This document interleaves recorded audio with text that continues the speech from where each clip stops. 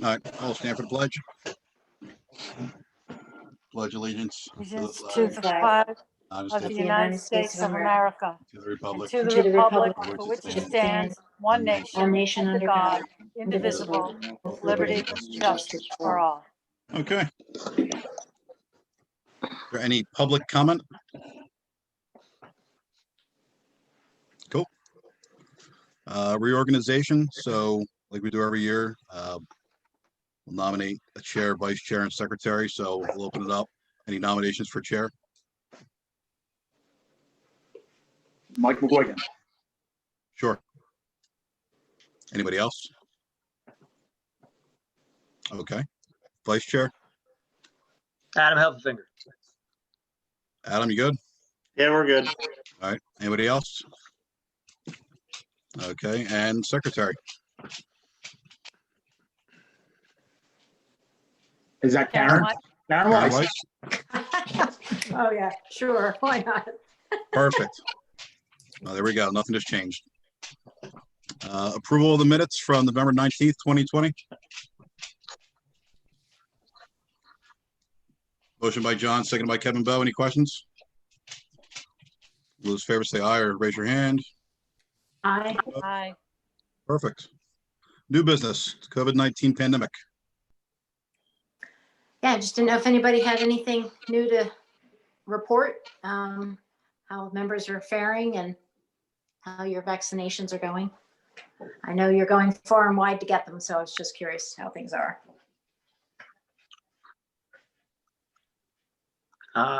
I know from Plymouth Fire Company standpoint, we're having a lot of success. We are getting them in a bunch of different places where they become available. We've had a lot of success with the Lehigh Valley option. Seems a lot of people have had that success. It's a 45 to 50-minute drive, sure, but it seems like it's going well. I know a lot of my members have chosen that option. They've made the drive, and they've reported that it was painless, easy in, easy out. They were barely up there for 30 to 35 minutes plus the drive. So we've been having a lot of success, and we've got others still getting appointments. So that's a good thing. Good. I have a question on that. Do we have any insight when Montgomery County might kind of get more availability for everyone? I haven't received anything. I don't know if John Hoffman has anything more. I know we're getting emails from the County Chiefs Association, and they're receiving things from the county as quick as they can get it out. So. But I'm wondering why Lehigh County has more than Montgomery County. Are they getting more? Are they more efficient? Does anyone know what the problem is with Montgomery County? It just seems a shame that. Where do you want to start? Yeah, really. Yeah, I will tell say. me. I know. I mean, Lehigh County it's through Lehigh Valley Healthcare Network, so they're the ones distributing the vaccines up there. There's some stuff that's getting worked on around here locally, which hopefully is going to make a big change for a lot of the first responders very shortly. So, and that's not through the efforts of Montgomery County; it's through the efforts of local leadership from different departments. So, Montgomery County, I believe, has dropped the ball immensely with this. I have voiced my opinion. I wrote an email to the county commissioners myself directly from Harmonville, and have heard zero back from them in any regards to anything about COVID vaccines. I've addressed the emergency services director through the county, Dennis Arrangers, and it's all mute up there about trying to get us, the first responders, vaccinated. We had, I voiced this to Dennis. We assisted Plymouth Ambulance. We had a really nasty accident on the turnpike about 3 weeks ago. A girl had overdosed, crashed her car with her 5-year-old kid in the back, and we're assisting, extricating her from the vehicle.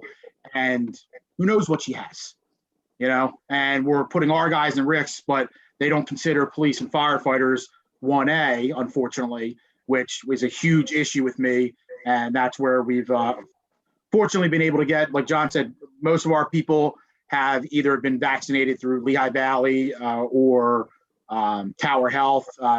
Tom is immensely supportive of fire services, so he was able to help out with a lot. So we really appreciate that, Tom, and all your help with that. Yeah, I know there's like you've already heard the Chiefs Association, the Fire Officers Association, as a group, as a consortium, they're up in arms. I don't know if the Chiefs Association do it, but I know I think they are in tune with planning to do it. The municipal fire officers, as a group, is trying to get on the agenda for the county commissioners meeting to raise this as a point of discussion. I don't know how far they're going to get with it, but yeah, they're trying to push a bunch of people just to contact, write in something with the county commissioners to find out what the hell's going on. There's county staff that doesn't know what's going on either. And unfortunately, they're not getting it from their leadership either. So I would absolutely agree with Karen that they dropped the ball. I agree with you. And I'm going to start asking them why also, because this is very upsetting. I listened to an interview of the governor of West Virginia this morning. They're vaccinating not just their first responders, but all of their school teachers, all of their healthcare workers, and their citizens, their ordinary residents who are in a certain age group.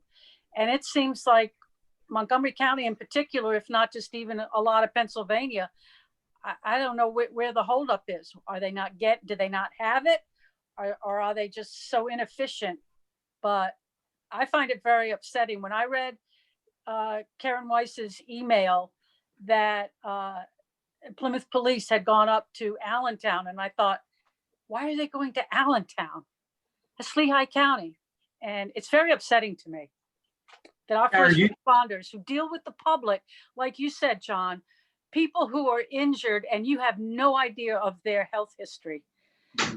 You guys are at risk.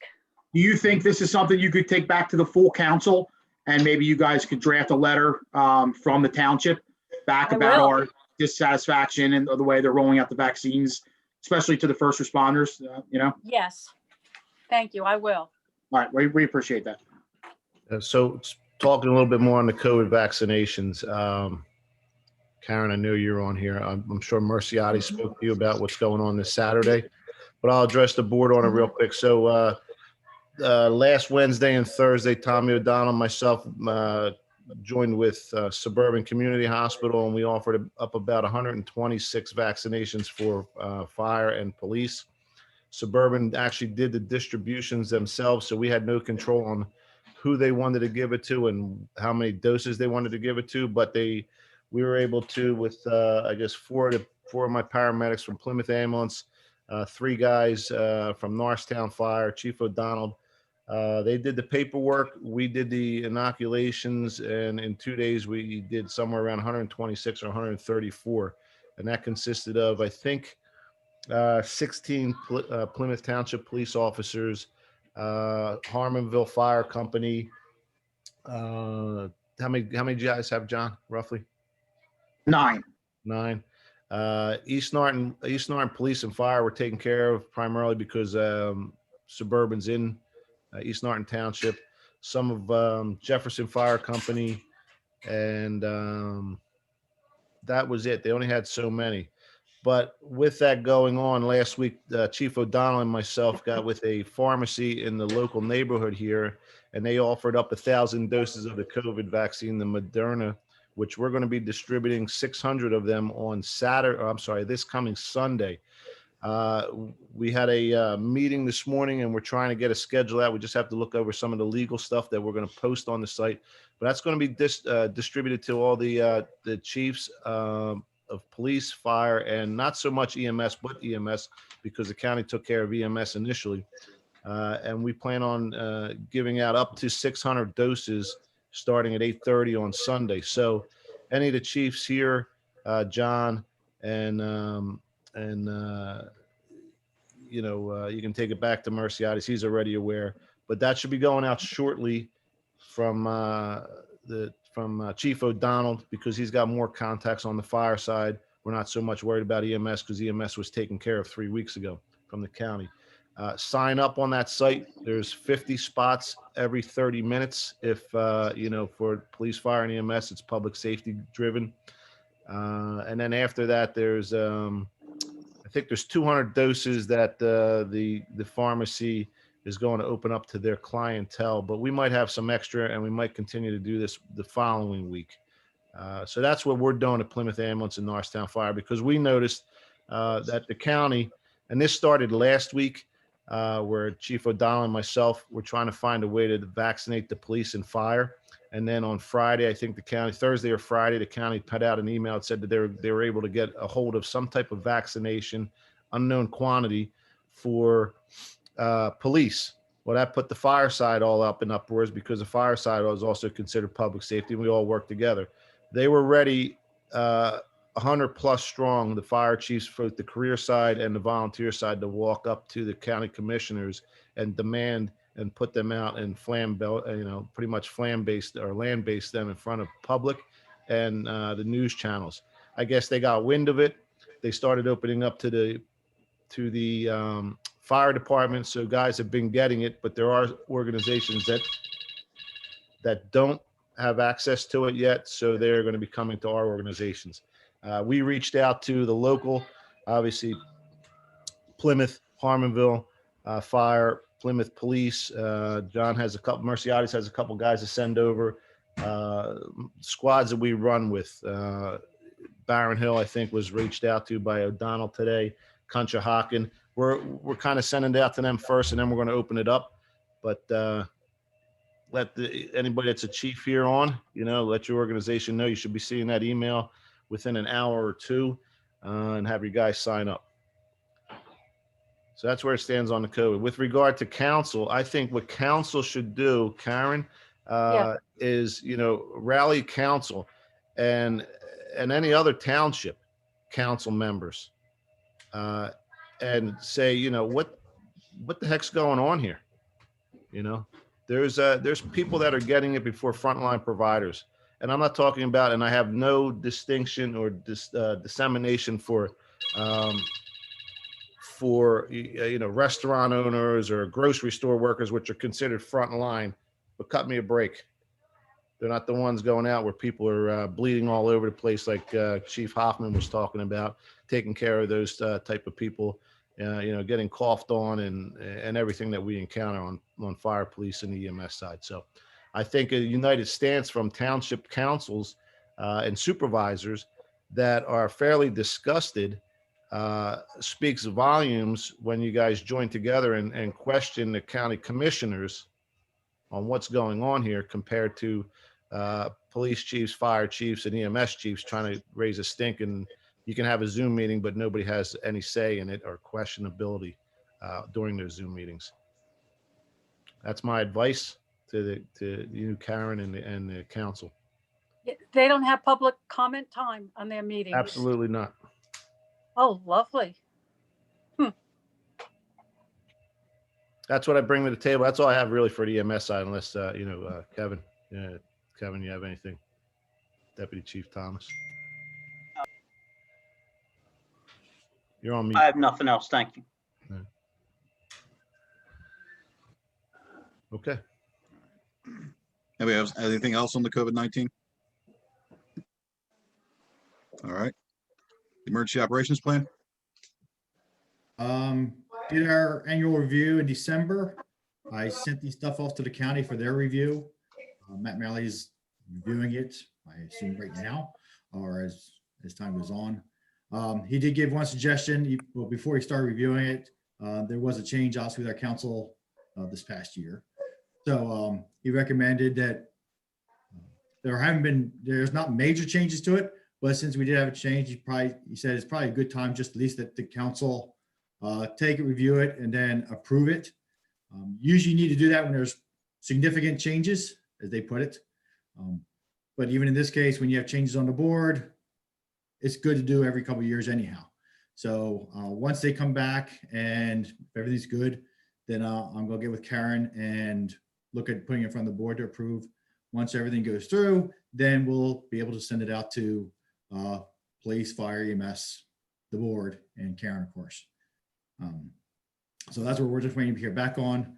I don't expect anything really different from past years with them, because we're actually using the county's template is a template they came up with and they distribute. So we'll see what they come back with for any changes. All right. What we got you? Construction update? Yeah, I sent that out. Did anybody not get it? Kevin, you did not get it. Okay. Construction updates went out. Kevin, I'll send you one then, Kevin Lawrence. And you can review that. If there's any questions, let me know. The only thing I will tack onto this is just saying to publicly at least recognize Kurt Rittler. He used to do it for us in the past, working for our codes department. He did a fabulous job. I just want to thank him, although he's not here, thank him for all the work he's done for the township and for getting those reports out to us. As you saw, the last one came from Dan Stanton. He's actually taking on the reins. He's worked with the township for quite a while now with Keystone, but he's actually going to be taking on what Kurt used to do. So we'll be getting that from Dan from this point forward. So good luck to Dan, filling some big shoes for Kurt. But again, thanks to Kurt for what he's done in the past. Any questions on that? All right. Police department update, Chris?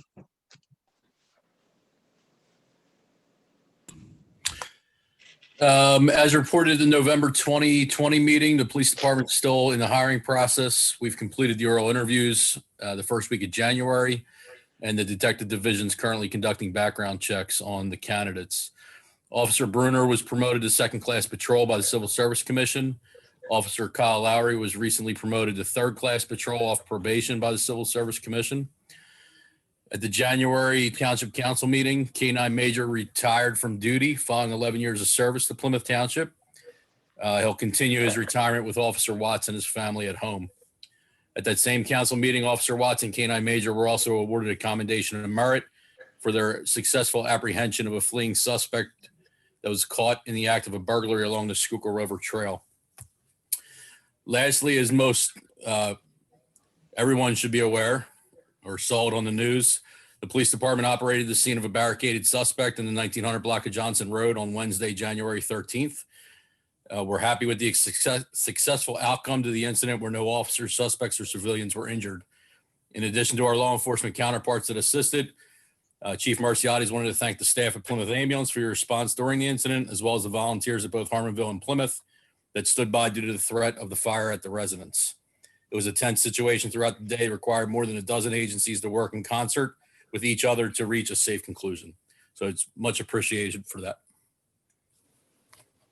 That's all I got. We have anything for Chris? All right. Harmonville, John? Just a little year in review. Harmonville ran 654 emergency calls last year, which is up about 100 from 2019. Of those 654, we went to 17 working fires and 12 vehicle rescues, which is about par for the course during the course of the years. Basically, there was 68 total trainings, which totaled 842 man hours and 59 events, non-COVID events. And then there was 84 COVID events, which we assisted with birthday parties and all those other things throughout the year. So my annual report to council and to the township manager and the police chief will be issued probably either tomorrow or Monday. I'll get that out to you guys. That's all I got, Brian. Any questions for John? All right, Plymouth, John?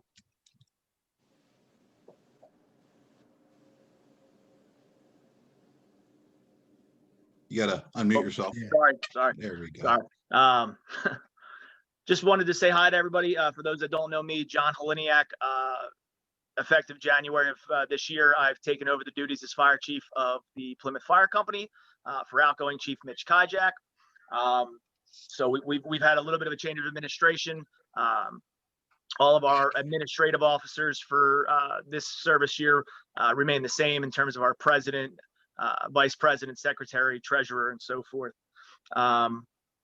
The year-end review for Station 43,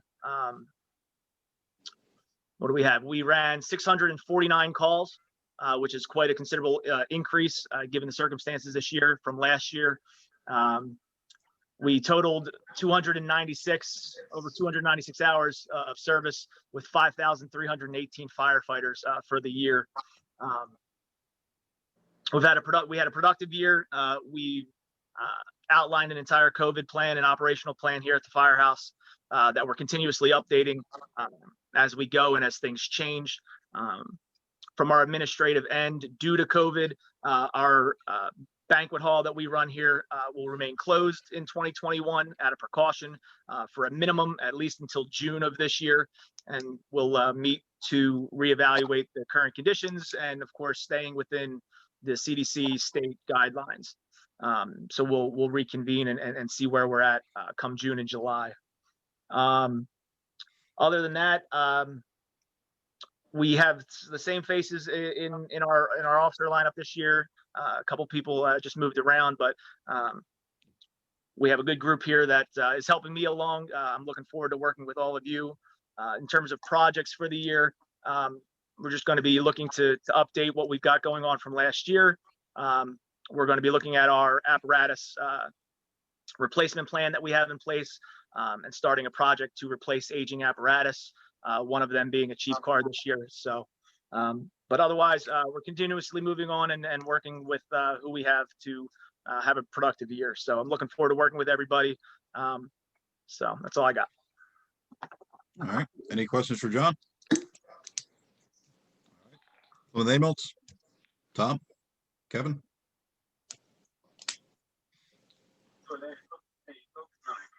All volume, roughly 13,000. We're down approximately 2,000 for the year due to the COVID. Obviously, when this first hit, a lot of ERs were slower with their elderly population, geriatric population, because they were scared of catching COVID. So they decided to stay home and have heart attacks instead of going to the hospital. But overall, you know, we run an average of 15,000 a year. Some are in that neighborhood, some years a little higher, but approximately 2,000 calls down from last year.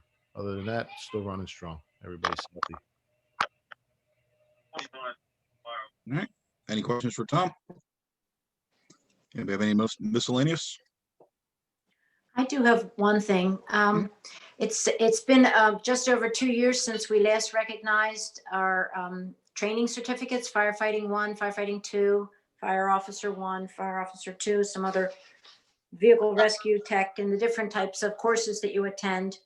So if you want, tomorrow I can send each of the fire companies where they left off. It was November of 18, but I have the resolutions that where you can see. And then if you would like council to recognize your training like we do every other year, you know, we can get that ready for probably, well, February or March. We'll see how it goes. Everything is Zoom still. But anyway, we'd like to keep up with the recognition of the training achievements. Okay. All right. We'll work on getting that over to you, Karen. Do you want to know where you left off, or you think Yeah, you that'd be know? great if you could, and then I can get our training officer to get all that information together. Yeah. Okay. Good. Okay. Anything else miscellaneous? Anybody have any old business? All right. Next meeting is March 18th. Any audience participation? All right. Anybody want to make a motion to adjourn? John Heleniak, seconded by Kevin Lawrence. Any questions? All those in favor say aye. Raise your hand. Aye. Perfect. Any no's? All right. There we go. We all have a All good right, evening now. everybody.